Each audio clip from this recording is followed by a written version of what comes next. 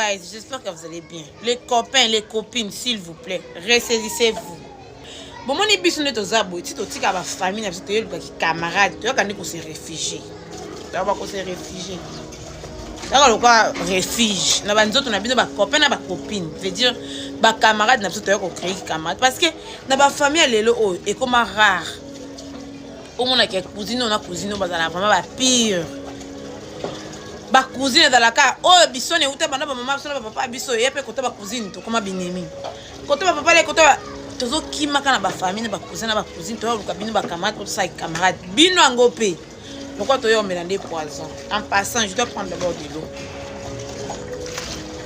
Les copains et les copines, ressaisissez-vous. Ngata problème te ma chérie ni la fin de nata problème te ngazanga ba copine ngala ba copain nga yonde mutu luka ba camarade ya bien. Ça a été, ma chérie, tu vas dire là.